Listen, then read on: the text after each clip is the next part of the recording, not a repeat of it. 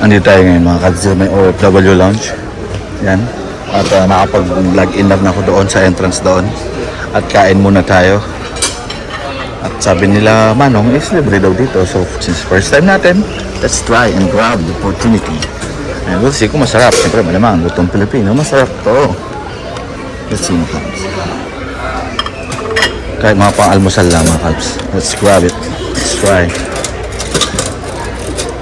Thank you sa OWA.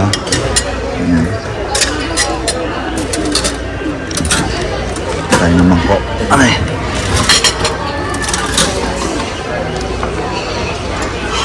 Uy, may paano pa.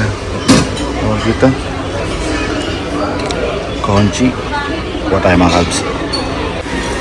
Kuha tayo ng kape mga kalbs. La coffee, white coffee, mga copa, cappuccino, latte. Oops! Ito tayo sa may cappuccino.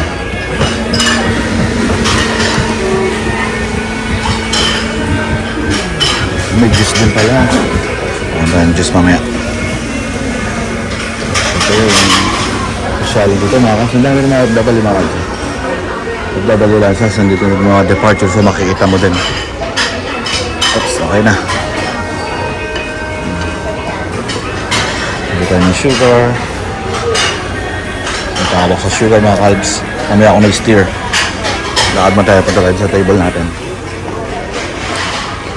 Ito, self-order to mga kalbs. Ikaw ang kukuha. At the same time, pwede magdiligpit. Yan. So, then may charging station din.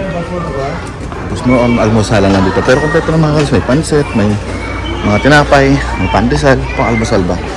Ayan, ang kinuha ko is pansit. And puto. Ay, hindi pala puto. Pandesal, pansit, basta itong lugaw. O, diba? Sulit to. Muna na ako nito babasahin ko mamaya mga kalbs. Itong OWA programs and services. Mamaya nabasahin yan. So, chow muna mga kalbs. Ang dami yung mga W. Basta yung kuha ng pagkain mga kalbs. Parehas lang yan. Both side parehas. Yung mga lugaw. Tapos sa kabila may kape, drinks, may tinapay, biskwit, iba-iba. Kain mo tayo. Thank you, OWA.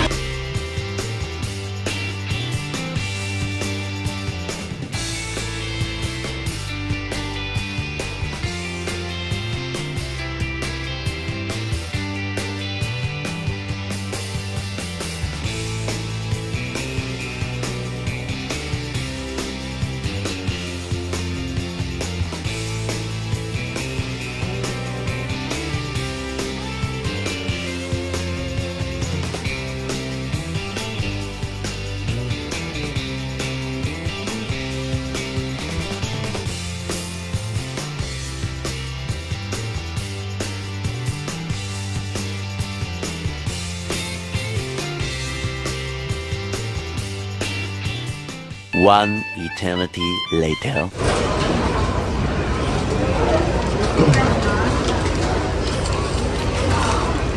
Kunan tayo ng OWA OFW e-card mga kalbs. Pag-register na ako. Sa step 3 na ako yan. Picture capturing. Tsaka signature na din.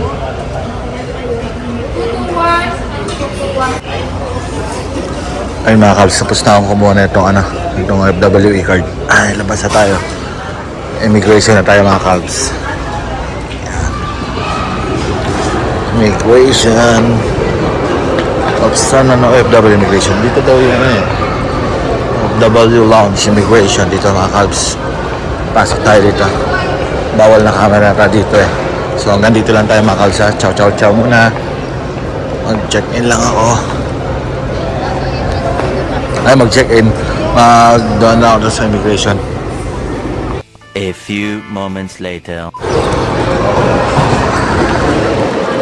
Nagpa-exit na tayo mga kalb. Boarding gates na tayo. Hanapin na natin yung boarding natin. At tapos na tayo sa immigration. Doon na tayo magpahinga sa may boarding.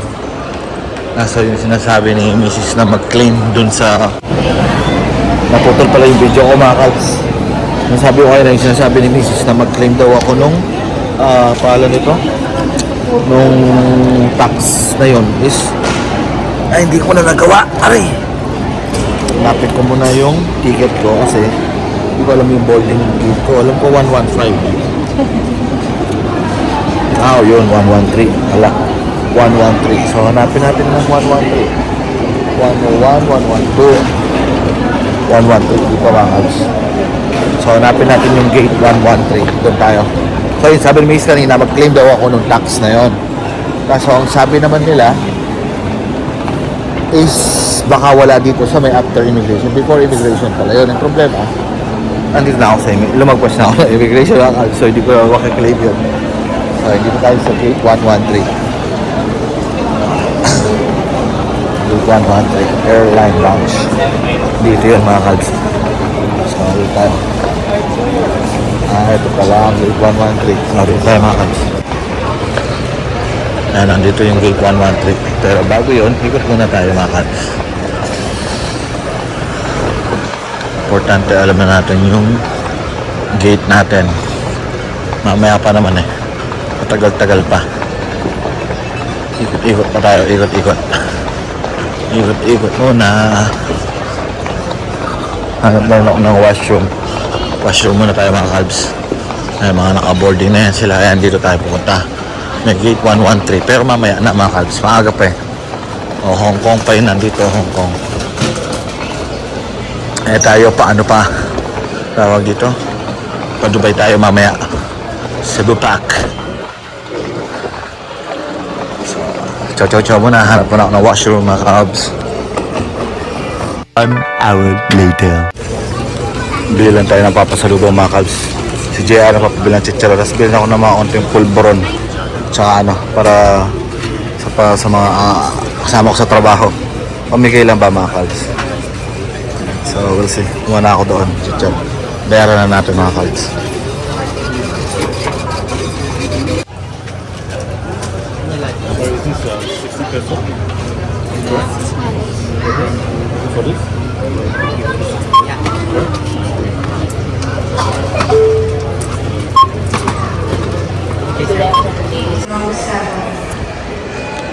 Ay, nakapamili na ako mga kalbs ng pasalubong. Nilagay ko na rin dito sa bag. Para hindi ko na bit-bit-bit. At least kahit pa paano mayroon tayong maidadalang pasalubong. So mula ng elevator at pupunta ako ng washroom muna mga kalbs.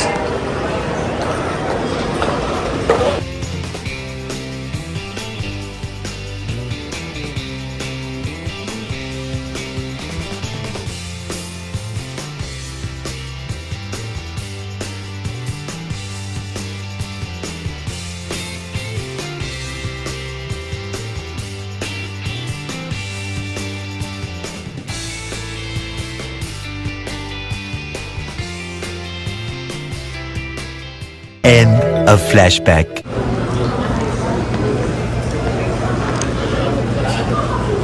Start ng boarding mga kalbs. Medyo nadali ng onte kasi bumagyo eh. I mean umuulan. So kanina nag-call out sila nung time na naka-set na yung boarding dapat namin. And kinancel nila due to yung umuulan dahil medyo malakas yung ulan at na kidlat-kulog. So ni-cancel muna nila for the meantime. So now back to nag-start na ulit yung boarding around 3:20 na ngayon mga kalbs ng hapon. So yun, ito karamihan nakapila na and nakapasok na rin yung iba. So most probably by 4 or 4 before 4 to 4:30 lilipad na rin tayo mga kalbs. So ayun, dito pa rin kami waiting na rin to call out kasi group by group ang pagpasok para hindi masyado masikip. So ayun mga kalbs, update ko kayo and yun nga of course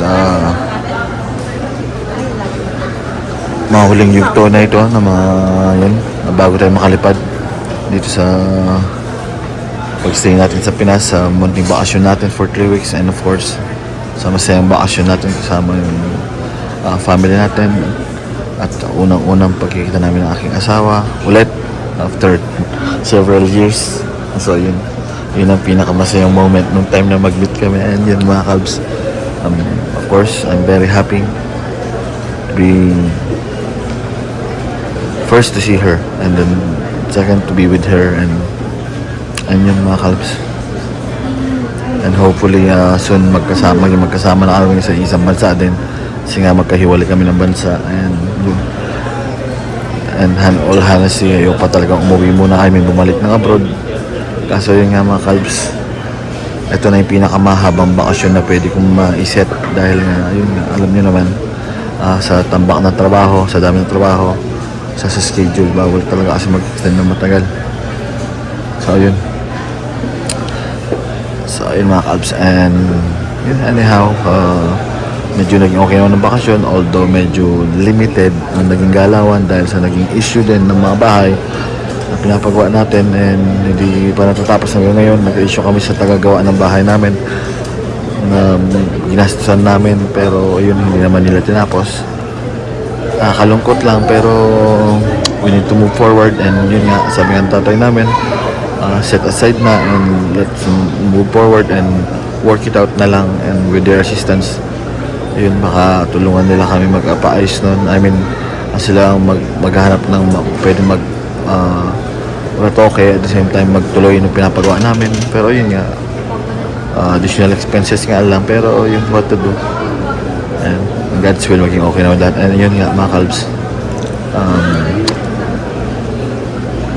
and yun, sana mag-wish yung, I mean mag-grant yung wish na nihiling namin mag-asawa, and malay natin soon mag-grant yun. Still hoping for the best mga kalbs. So ayun mga kalbs, ciao na muna. Bigyan ko na lang kayo ng mga munting clips kung makakuha pa ako, pero ayun, dito pala magpapaalam na ako mga kalbs. Maraming salamat, and of course thank you sa asawa ko, thank you sa family namin ulit, and thank you sa lahat, sa mga nag-assist sa atin, sa mga magulang namin, sa mga kapatid namin, mga kaibigan namin, and yun, limitado man naging ganap natin is na naging memorable naman. And thank you of course kay Lord God, and thank you sa family natin once again. And yun, God bless everyone. Ciao. Ngayon laging sinasabi mga Cubs, ako si RC Perscript, kalbo lang o walang lagas. Paalam.